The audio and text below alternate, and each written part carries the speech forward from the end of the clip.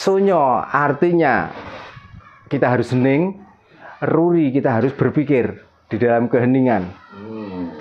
Gitu. Makanya kalau ditanya seperti lalu tugas manusia itu apa?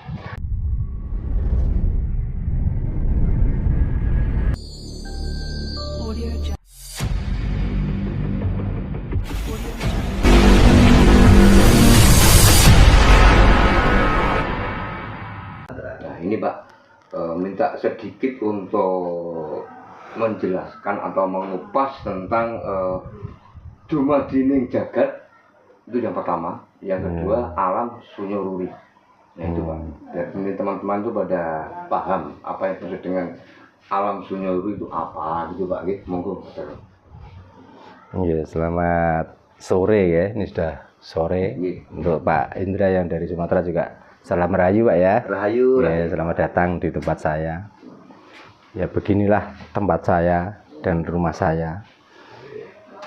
Tentang pertanyaan tadi, jawabannya itu juga sebenarnya sulit Pak. tapi juga mudah sebenarnya. Ya. Karena dimaksud dumadine alam semesta. Dengan apa yang disebut alam sunyo ruri, itu sebenarnya satu paket. Kalau kita membicarakan tentang awal mula alam dunia semesta ini, juga nanti masuknya ke alam sunyo ruri. Ya. Diceritakan di dalam pewayangan bahwa alam sunyo ruri adalah alamnya para dewa. Kalau membicarakan tentang alam dewa artinya itu alam halus. Kalau membicarakan tentang alam halus artinya juga membicarakan hati nurani kita. Gitu. Nah, di dalam hati ini Pak, di luarnya itu ada daging, kulit, dan getih.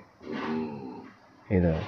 Dan di dalam daging, kulit, dan getih itu ada lagi sesuatu yang warnanya kuning. Kalau bahasa Jawa namanya anfas. Maka digambarkan di pewayangan bahwa alam sunyo ruri waktu itu yang menempati siapa? Para dewa. Para dewa itu siapa? Para dewa yang dilahirkan oleh Sang Hyang Wenang. Lahir dari seorang bidadari, waktu itu melahirkan telur, dan kejadian dari telur itulah melahirkan 3 sosok dewa, yaitu satu yang putih kulitnya menjadi dewa Antogo, yang kedua namanya dewa Ismoyo, yang ketiga namanya dewa Bathara Guru atau Manik Moyo. Jadi kulit menjadi Antogo, putihnya menjadi Semar Bodronoyo atau Ismoyo, lalu kuningnya menjadi Manik Moyo. Itu versi cerita di pewayangan. Tapi bukan versi pewayangan, sebenarnya itu juga alam nyata ini. Jadi manusia adanya itu karena ada alam ini. Dengan adanya manusia di dalam alam ini, manusia tidak akan bisa lepas dengan alam ini juga. Itu.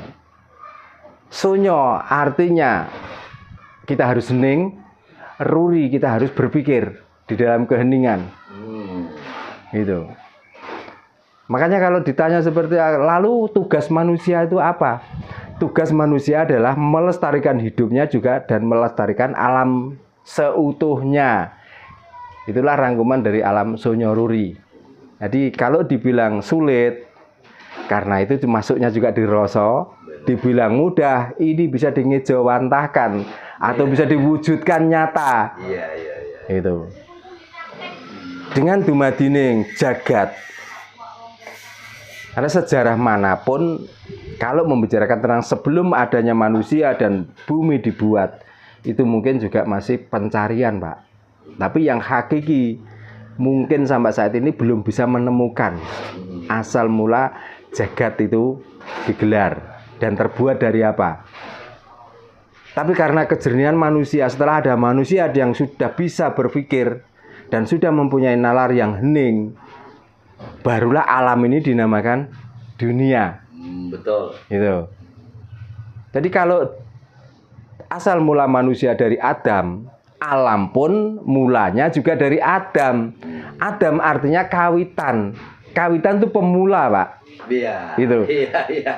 Jadi bukan sosok pemula itu. Iya.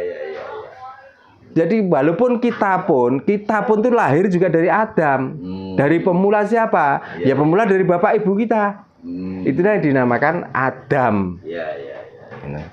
Tapi kebanyakan orang yang menyebut-nyebut Adam adalah orang yang pertama dibuat oleh Allah, diturunkan ke bumi lalu melahirkan anak cucu, inilah itu yang dimaksud atau dinamakan Adam. Tapi kalau versi Jawa, Adam adalah pemula. Karena hakikatnya kita hidup di dunia itu cuman bergantian, Pak. Dari siwur itu kakek yang sudah nggak bisa diukur lagi, dari kakek yang keberapa itu siwur. Lalu turun lagi udek-udek. Dari udek-udek turun lagi canggah turun lagi buyut turun lagi simbah. Artinya itu bukan ada ukuran kalau siwur itu keturunan atau nasab yang keberapa, bukan. Siwur itu nasab yang sudah nggak bisa dihitung lagi.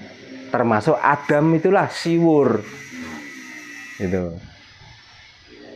Jadi dari keheningan hati untuk mencapai tujuan itu nggak nyampe, ya sudahlah kita sebut aja siwur atau itulah Adam.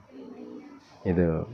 Dan pertanyaannya, kalau memang orang pertama itu adalah Nabi Adam, tolong tunjukkan gambarnya kayak apa dan fotonya kayak apa, karena kita sudah bisa menamai loh. Benar. Itu. Bahkan sampai waktu Nabi Adam nikah dengan Ibu Hawa, itu ada yang berani menceritakan bahwa ini adalah naibnya langsung Allah. Pertanyaannya gini, Nabi Adam menurunkan keturunannya sampai bisa belajar, bisa mengerti dan mempunyai kecerdasan otak. Itu kira-kira membutuhkan kecicit yang keberapa? Kalau cicit yang keberapa, artinya dia kan sudah tidak menjumpai Adam yang sebenarnya. Tapi kenapa dia bisa menceritakan detail? Bahkan pernikahannya waktu itu siapa? Naibnya.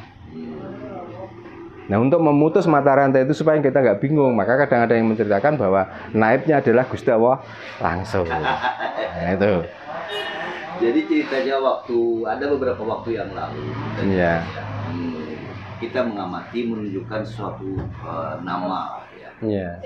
Jadi kalau yang namanya tanah ini disebut bumi. Ya, bumi. Ya kan gitu. Ya, benar. Sedangkan yang di atas itu namanya langit. Langit atau angkasa. Dan apa yang ada di dalamnya ini disebut alam semesta. Alam semesta, kan gitu. Iya. Lalu ditanyakan, yang dunia yang mana?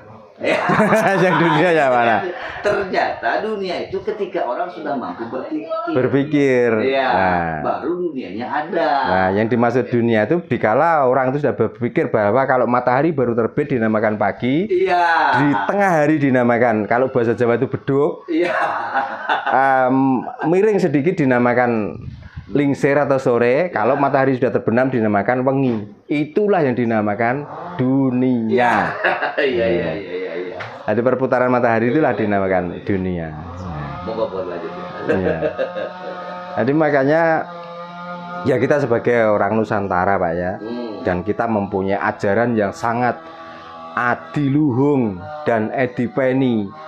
Karena sebelum ada penemuan ilmu sains yang saat ini sudah mulai merebak, orang Nusantara terutama Jawa, Pak, itu sudah mempunyai pedoman dan sudah mempunyai penemuan yang sangat luar biasa. Namun pada akhirnya penemuan dan ilmu orang Nusantara terutama orang Jawa itu sudah mulai mau ditenggelamkan. Itulah masalahnya. Makanya kita itu kadang-kadang sampai kehilangan jati diri, kehilangan identitas kita seorang Nusantara, seorang Jawa. Karena Jawa itu artinya benar. Kebenaran kita itu sudah mulai dikikis dan dihilangkan oleh kebenaran dari luar. Maka kita itu sampai kadang-kadang yang dibicarakan tentang alam sunyoruri, yang dikatakan alam dunia, kita tuh nggak paham. Makanya saya juga berterima kasih. Masalahnya gini, kalau membicarakan Sumatera itu seolah-olah bukan orang Jawa. Padahal cikal bakal Nusantara dan cikal bakal Jawa itu adalah Sumatera, Pak. Dilihat dari pulaunya saja. Karena Jawa itu ya Sumatera, Sumatera itu ya Jawa. Lah yang memisahkan kita di saat ada Gunung Krakatau meletus. Kan itu. Tapi tentang kepercayaan, tentang kapitayan, sebenarnya antara Sumatera dan Jawa itu sama. Sebenarnya nggak ada bedanya. Tetap yang dikedepankan adalah bukan agama tapi kapitayan, Pak. Karena kita kalau menganut agama, kita kurang kapitayan. Tapi kalau kita belajar dengan kapitayan, otomatis kalau beragama yang benar. Gitu. Nah, itulah diantaranya. Kalau saya mengupas tuntas tentang alam Sunyo Ruri, ini nanti kita harus ke Nabi Sis, Nabi Sid, nanti di Said Anwar, Said Anwas. Ada yang satu itu lahir utuh dengan jiwa raga, yang satu cuma asror, asror artinya sinar. Tentang itu.